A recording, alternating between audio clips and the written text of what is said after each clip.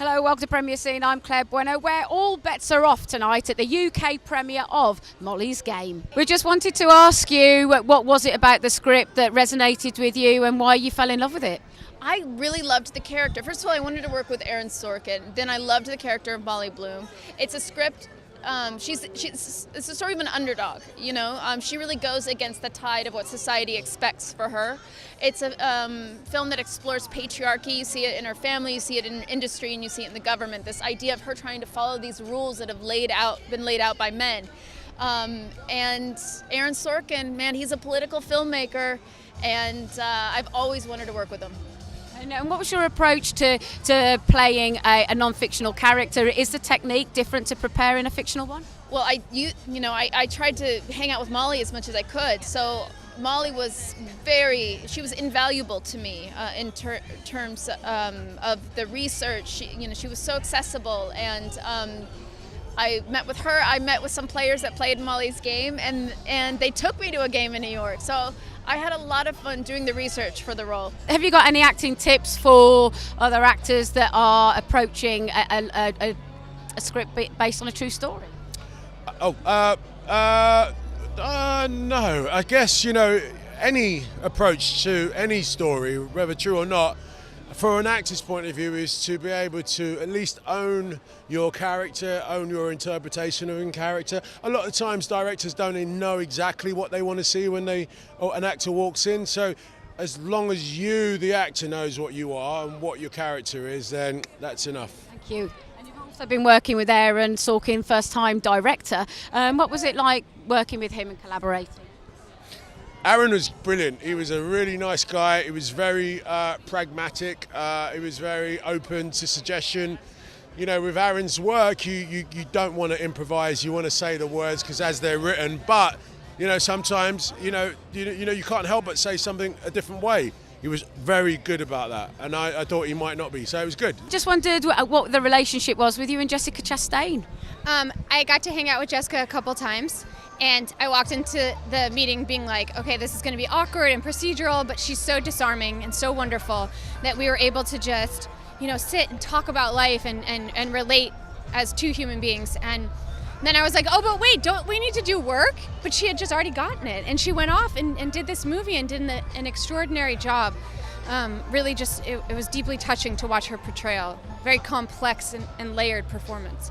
And did you have any kind of hesitation when you were approached to adapt your script, your I approached them. Good for you, a true businesswoman. Thank you. Can I ask kind of what were the prerequisites that maybe Aaron gave you with regards to preparing the music?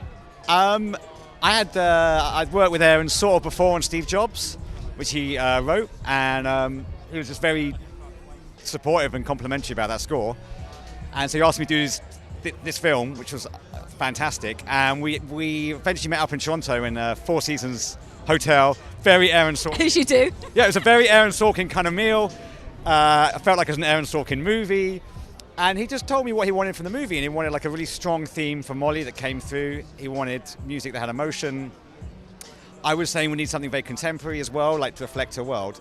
And you always leave those meetings going, I have no idea if we're going to end up doing what we set out to do, but we did. It was unbelievably effortless and fun, this job. Aaron was an amazing director to work with, really supportive, really collaborative, and I can't believe this is his first film. It feels like he's been making like his 20th. Yeah, I would imagine that he is. It's a very different kind of role, isn't it? Being a director and actually being in control of the story from beginning to end. And so for you, are you there from the editing process? Are you ever there on set or? Yeah, I mean, I try and work all the way through.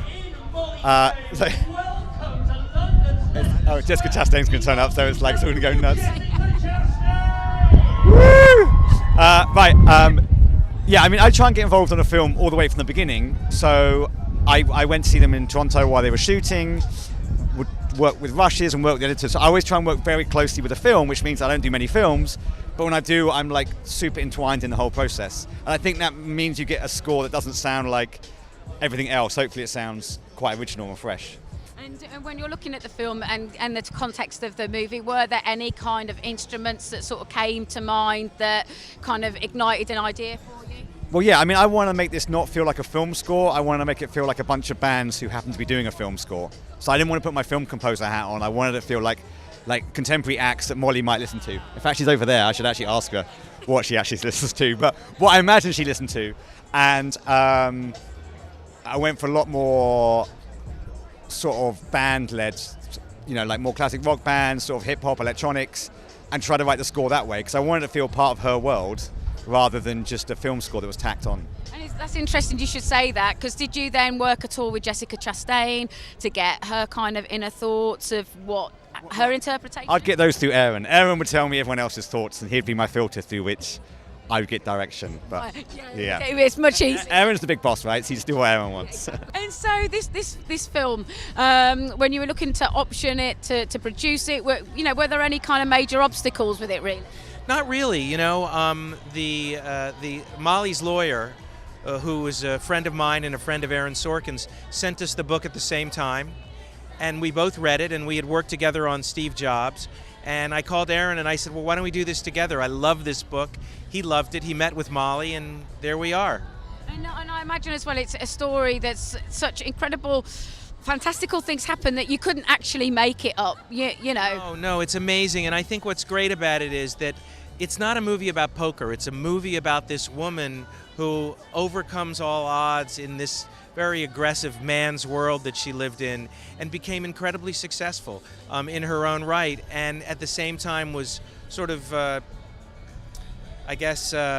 she was nailed by the government, only to be let off because she really hadn't done anything wrong.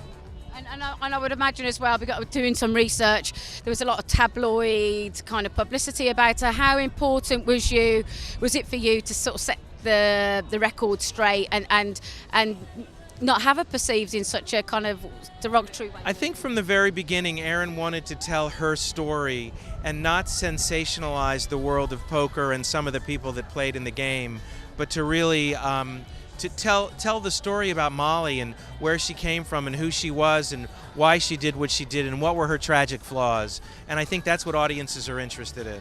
And obviously, Aaron has got an incredible back catalogue of work as a screenwriter. What made this the right film for you and for him to then debut as a director? I just felt that having worked with him on the script, it was so clear how connected he was to this material and to this story and to Molly's story. And I said, you have to direct this. It took about 6 months to convince him. That you had to convince him. I did. Oh no, he went kicking and screaming, and once he was in, he was all in, as they say in the poker world.